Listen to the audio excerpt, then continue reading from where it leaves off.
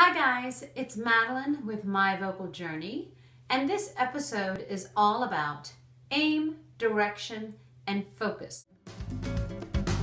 Yeah, waking up with you is like sunshine on a Saturday. And I'm feeling warm and free. So having aim, focus, and direction was not something that I knew about in my early singing career, and I am very thankful that it came up. So what do I mean? Why would you even consider this? If you watched my first video about the 3 fundamental elements of great singing, you'd know that the first was breath support, second is space for resonance, and finally we have that forward, focused, aimed tone. And now when we talk about specifically that aim, it is very specific, it's very physical. So I want you to tap right here. And now place your tongue behind your top 2 teeth. You can even place your finger if it's clean, right? You literally are thinking that the sounds you are making are getting aimed exactly there. And let's just review what it sounds like to have a forward placed tone versus either an ambiguous or a backwards tone. So let's see.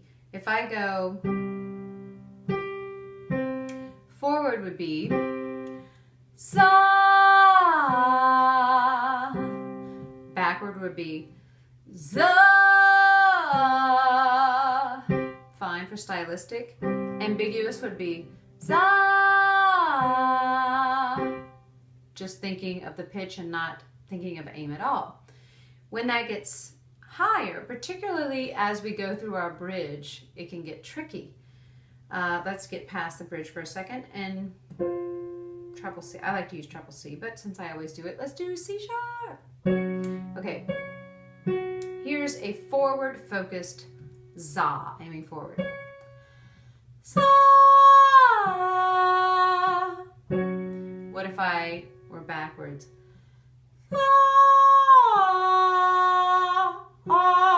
Particularly the lower tone really kind of falls. Literally, I feel it in the back of my throat. What if it were just ambiguous? It's not going to sound bad, actually.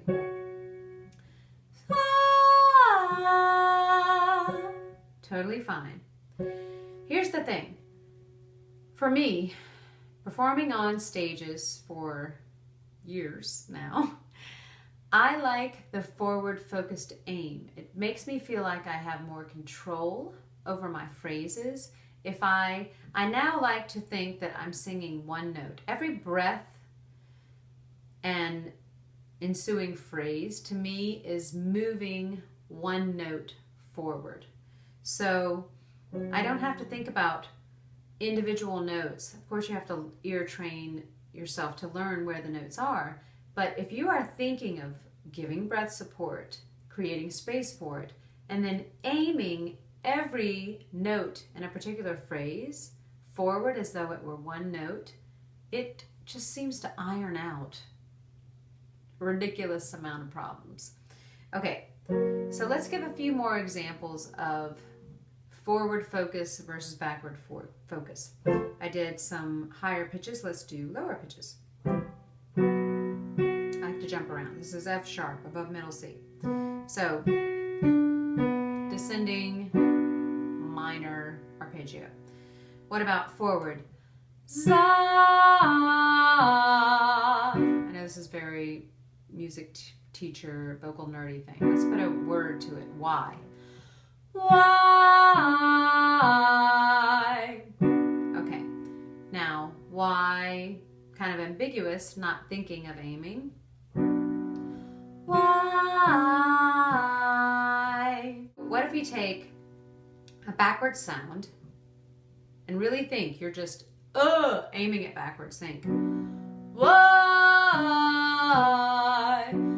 Hey, she don't know. That to me is actually physically uncomfortable. I'm pretty aware that it sounds fine, but I feel like I have to be very attentive to each note. When it's backwards in my throat, I feel a little bit trapped. But here's the thing that's great about the forward placement. You can take phrases and move them through it. So let's say I have some of those runs that people like to do. It could be pop, it could be gospel. It's basically a higher focused tone that just moves forward. So maybe it's like,